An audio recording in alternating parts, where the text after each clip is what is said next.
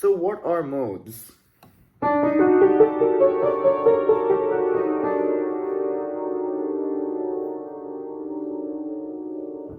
That was neither major nor minor. Let's talk a little more about that. Now, in Western terminology, this would be called the double harmonic major scale or the double harmonic mode. In the Indian system, we call this the Rag Bhairav or the Bhairav Rag. And this is also called the Gypsy major scale. It's also called the Arabian mode, the Arabic scale. There's many names for it, but they all mean the exact same thing. They talk exactly about what we're doing to a major scale to make it sound this way. Now, this evokes a really strange new sound for the Western audience because Western audiences aren't exactly used to the gaps that you hear over here, right?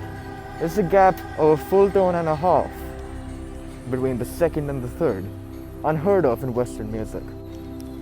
And there's many scales that have some really, really weird effects, and leads to some pretty interesting music. Now another example of a really interesting mode that's very commonly used in Western music is the harmonic minor. Now it sounds weird because we've got that distance of a minor third.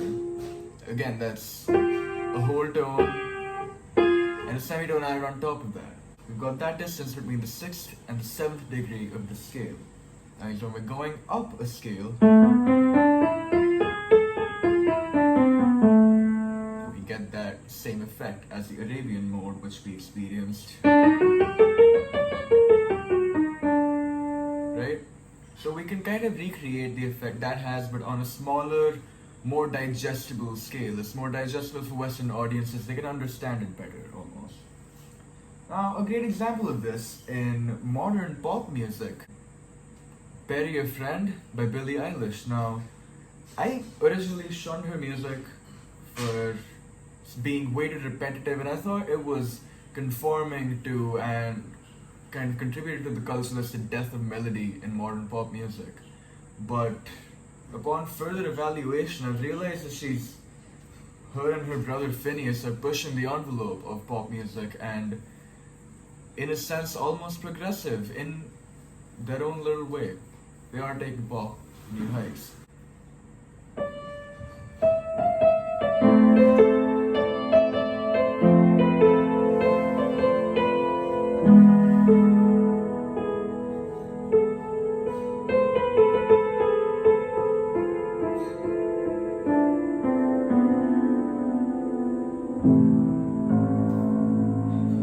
Again, when we have an F major and E major play together, hi pi. If we alternate between F major and F minor in this chord progression, we get something really weird, something really wonky, but it's something. And that's more than what I can say about most pop music today.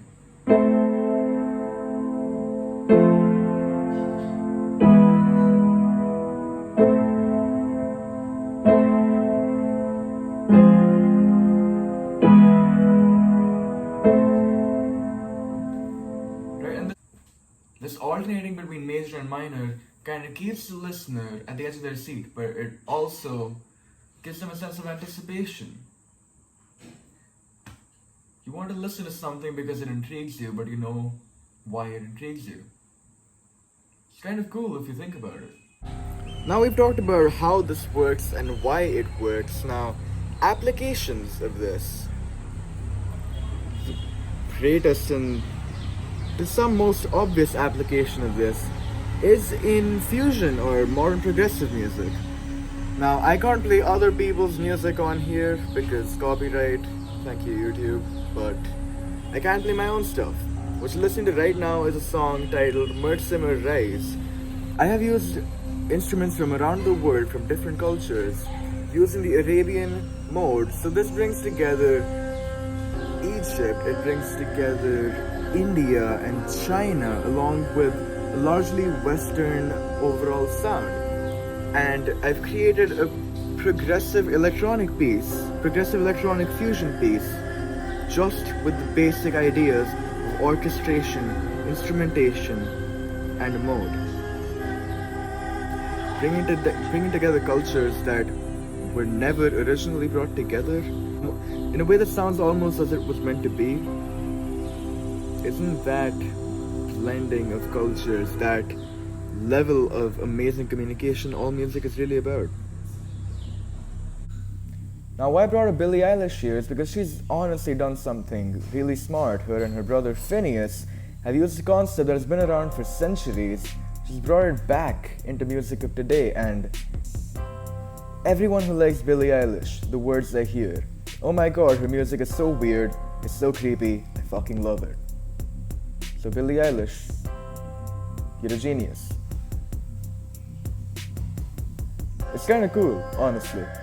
Now the reason that this puts her apart from the rest of the scene right now, the reason she has such a distinct sound, is because of how monotonous and how repetitive pop has become. I believe everyone that's watching this channel has probably heard of the 4 chords of pop, and if you haven't, go check out the video, it's linked in my description.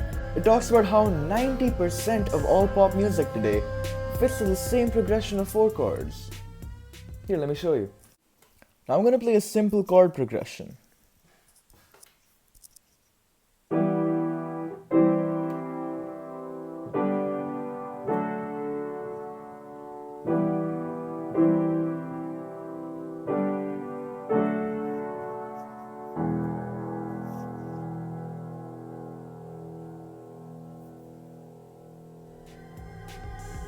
Now if I were to ask my audience what song they thought I was playing, I get responses ranging everywhere from John Legend and Adele to Avicii and David Guetta, and that makes no sense. But if I take away the instrumentation, if I take away their production, does that just make their music all the same? And that's part of the reason, for the longest time, I did not listen to pop myself. Then again, I brought up Billie Eilish, so I do listen to some pop now, and that's made me realize it's gotten this way, and that gives it scope to improve. We need more people to do more absolutely weird, creepy things for people to fucking love it. If you want to see my interpretation of what age-old ideas can do in modern music, check out my latest album, Æterna. It's linked in the description below. You can find it on my channel, you can find it on every streaming service. Search for my name, you'll find it. Like this video if you liked it, subscribe if you loved it, share it with people if you'd like to support my art. Check out my music, it's on Apple Music, iTunes, Spotify, Google Play, YouTube, Deezer, Tidal, everything. Wherever you listen to music, it's probably on there. Search my name, Mosh Dhawan, or check out the link in my description to get a comprehensive list of everything and select whatever audio service you use. It really helps. Thank you guys for watching. Peace out.